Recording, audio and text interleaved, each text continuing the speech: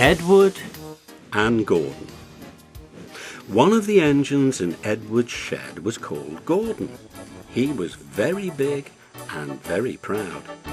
"You watch me this afternoon, little Edward," he boasted, "as I rush through with the express. That will be a splendid sight for you." Just then his driver pulled the lever. "Goodbye, little Edward," said Gordon as he puffed away. "Look out for me this afternoon." Edward went off too, to do some shunting. Edward liked shunting. It was fun playing with trucks. He would come up quietly and give them a pull. "Oh, oh, oh, oh, oh!" screamed the trucks. "Whatever is happening?" Then he would stop and the silly trucks would go bump into each other. "Oh, oh, oh, oh!" they cried again. Edward pushed them until they were running nicely, and when they weren't expecting it, he would stop. One of them would be sure to run on to another line. Edward played till there were no more trucks. Then he stopped to rest. Presently he heard a whistle.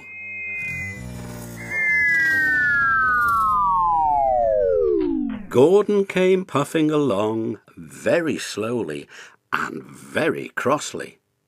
Instead of nice shining coaches, he was pulling a lot of very dirty coal trucks.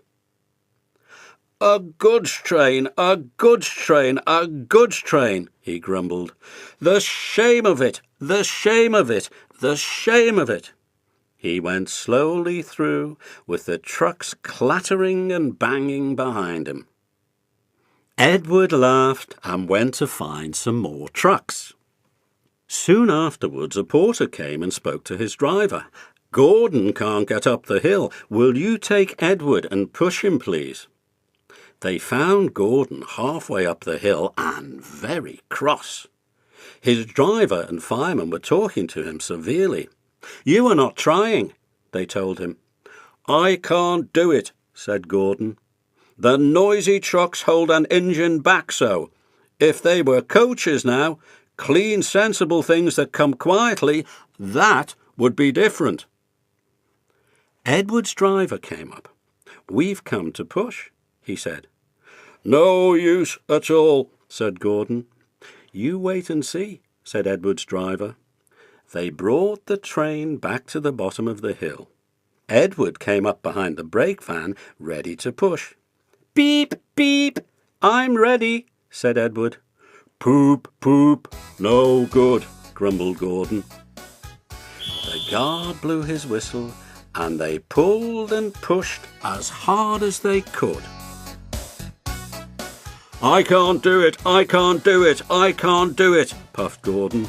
"I will do it, I will do it, I will do it," puffed Edward. "I can't do it, I will do it, I can't do it, I will do it, I can't do it, I will do it," they puffed together. Edward pushed and puffed and puffed and pushed as hard as ever he could.